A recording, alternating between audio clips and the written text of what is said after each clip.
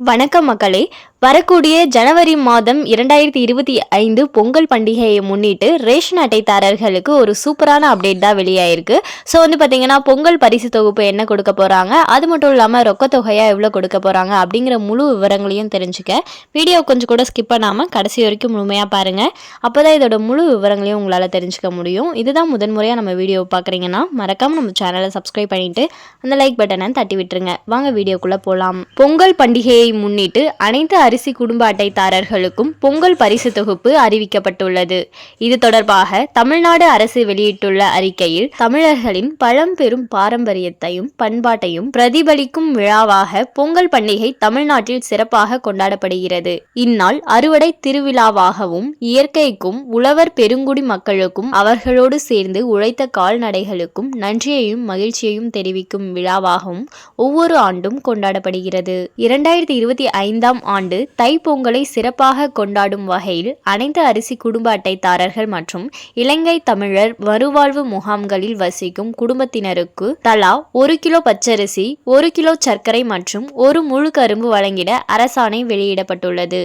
இதன் மூலம் 2,20,99,585 அரிசி குடும்ப அட்டைதாரர்களும் இலங்கை தமிழர் மறுவாழ்வு முகாம்களில் வசிக்கும் குடும்பத்தினர்களும் பயன்பெறுவார்கள்.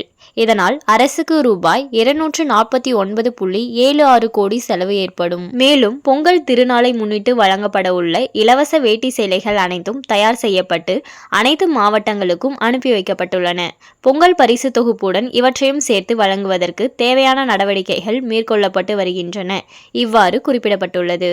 குடும்ப அட்டைதாரர்களுக்கு ஜனவரி 9 முதல் பொங்கல் பரிசு தொகுப்புக்கான டோக்கன் விநியோகம் செய்யப்படுகிறது.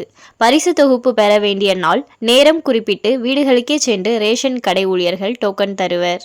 பார்த்தீங்கன்னா போன வருஷம் ரொக்கத்தொகையாக பார்த்தீங்கன்னா ரூபாய் 1000 கொடுத்துட்டு இருந்தாங்க. ஸோ இந்த வருடம் ரொக்கத்தொகையை பற்றி எந்த தகவலும் வெளியாகலை இன்னும். ஸோ வெயிட் பண்ணி பார்ப்போம் ரொக்கத்தொகைக்கு என்ன சொல்கிறாங்க அப்படின்ட்டு, எவ்வளோ கொடுக்க போகிறாங்க அப்படின்றத பொறுத்திருந்து பார்ப்போம். ஆனால் பார்த்தீங்கன்னா வேட்டி சேலைகள் கட்டாயம் கிடைக்கும் அப்படின்ற மாதிரி தகவல் வெளியாயிருக்கு. அது மட்டும் இல்லாமல் பொங்கலுக்கு பரிசு தொகுப்பாக என்ன வழங்க போகிறாங்கன்னு பார்த்தீங்கன்னா தலா 1 கிலோ பச்சரிசி, 1 கிலோ சர்க்கரை மற்றும் 1 முழு கரும்பு அப்படின்னு சொல்லியிருக்காங்க.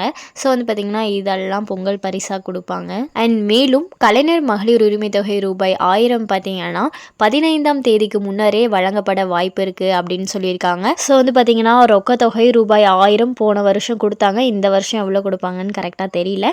அது மட்டும் இல்லாமல் பார்த்தீங்கன்னா மகளிர் உரிமை தொகை ரூபாய் 1000 பார்த்தீங்கன்னா கட்டாயம் கிடைக்கும். ஸோ வெயிட் பண்ணி பார்ப்போம் ரொக்கத்தொகையாக எவ்வளோ கொடுக்குறாங்க அப்படிங்கிறத. மேலும் இது போன்ற அரசாங்கம் சார்ந்த அனைத்து அப்டேட்களையும் உடனுக்குடனே தெரிஞ்சுக்கணும்னு நினச்சிங்கன்னா மறக்காம நம்ம சேனலை சப்ஸ்கிரைப் பண்ணி பக்கத்தில் இருக்க பெல் ஐக்கானை கிளிக் பண்ணி அதில் ஆளுங்கிற ஆப்ஷனை செட் பண்ணி வச்சுக்கோங்க.